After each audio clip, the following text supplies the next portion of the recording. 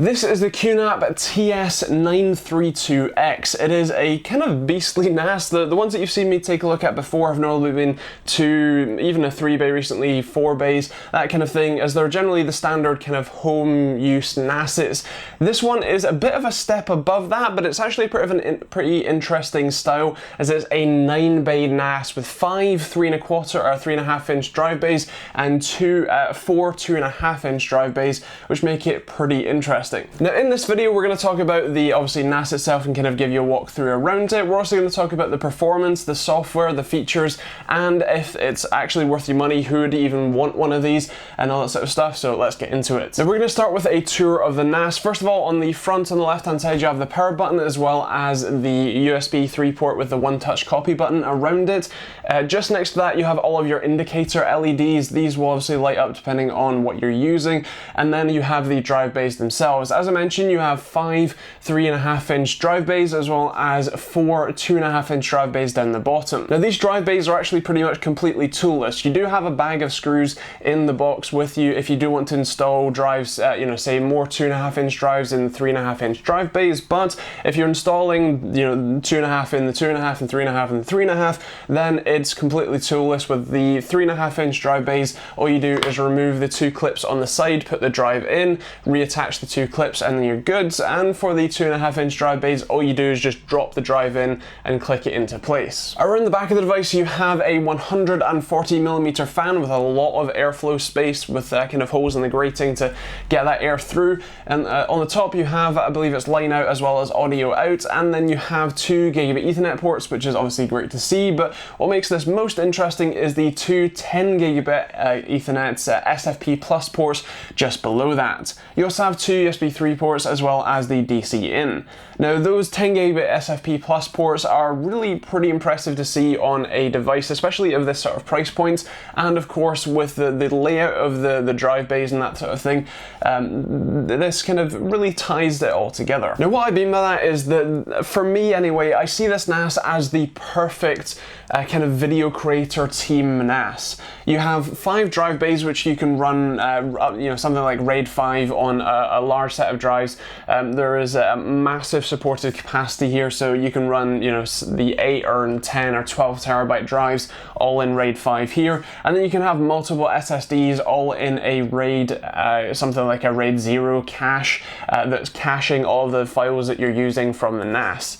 Now for me that means that, especially with a 10 gigabit SFP Plus, you then have the ability to edit straight from the NAS for multiple computers, which is awesome to see. And while obviously I do recommend, if you were to do that, having a second one of these, or even a second 4-bay NAS or something to back all of that up, just to make sure you don't lose anything, the ability for multiple video editors to edit off of the one machine, especially with again that 10 gig SFP Plus, and the configuration for both RAID 5 and RAIDed SSDs for your cache. Now I would mention that there's no redundant power supplies here. The power supply that it comes with is great. It's a 120 watt power supply. It does just fine. The NAS itself is only rated to run about 22 watts at idle and 42 watts at full load, so you don't have to worry about that too much. But if this were to fail or anything, then obviously it doesn't have the convention or the ability for you to plug in another power supply to have any redundancy there, so it's obviously a little less of a,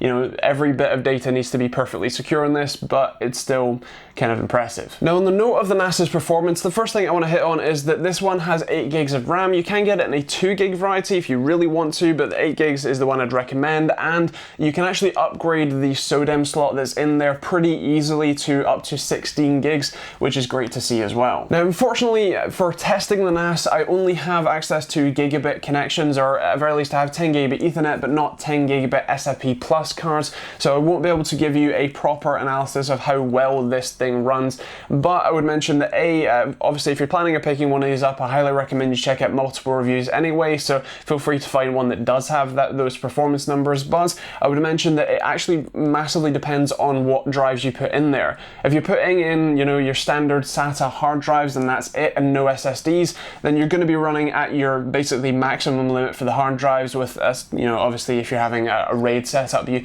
might get a bit better performance, but if you have the SSD caches, then it also depends on what files you're kind of taking from and all that sort of stuff. So The thing that I would mention is performance, at least through the Gigabit Ethernets, were great, and kind of depends on your storage configuration. So if you've seen any of my other QNAP NAS reviews, you know the operating system is the QTS operating system. It is a basically modified version of Linux with a web UI that you can visit, obviously, by going to the IP address, and then otherwise it's a pretty nice, pretty functional operating system and web UI. I would mention that this one has the exact same operating system and web UI as every other QNAP NAS, so there's nothing special there. And actually, one of the nice things is that if you have a, say, smaller QNAP NAS and you want to upgrade, by just moving your drives physically to this one, the operating system will migrate, and everything that you've installed and all of your settings and all that sort of stuff will just migrate with those drives. So that's obviously pretty great. Now, I'd mentioned that this NAS itself, because of the I believe Annapurna Labs AL324 CPU, it's an ARM Cortex quad-core chip.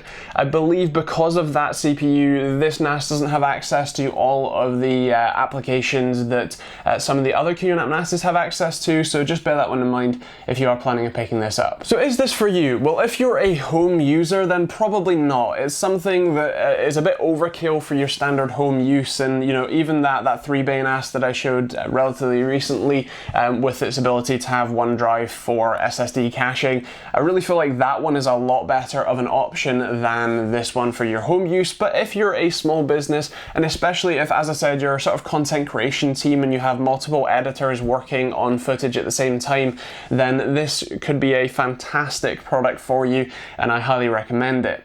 Now, in terms of pricing, time of filming, it is pre-order, so it can change, but it's currently, at least on Amazon anyway, selling for around about £767, so it is a tad on the expensive side. Of course, that is obviously with no drive, so you will have to add drives to that. But when you compare that to even a custom-built system with two SIP plus 10 gig cards, or at very least a card with 2 outputs, and the overall configuration that this one has, it's around about similar. So yeah, it's not too bad. So when I put this one on my desk, would I replace my current NAS with it? Well, if I had 10 gig SIP plus, I would actually be pretty happy to, but for me, I don't really edit from my NAS, edit from my local machine and then back up to my NAS, so I'm not really worried about it. And the SSD caching, well, nice, because I don't have multiple editors here working on footage at the same time. I don't really feel like I benefit too much, especially, as I said, because I edit from my local drive. So for me personally, no, but overall, especially if you are, as I said, that sort of content creation team, I think this could be amazing for you. If you want to check out the NAS, I'll leave a link to it in the description down below. As I mentioned, at the time of filming, it is still pre-order, so bear that one in mind. Otherwise, if you want to check out some other videos, there are plenty over here for you. You can, if you're new to the channel, hit that subscribe button. Of course, if you want to support the channel, keep me making these videos, or perhaps afford a 10 gig SIP plus card to test these sorts of things, then feel free to support me on Patreon directly, or using the Amazon and Overclockers UK affiliate links. Massively helps me out. If you have any questions, leave them in the comments down below, and otherwise, thank you for watching, and we'll see you all in the next video.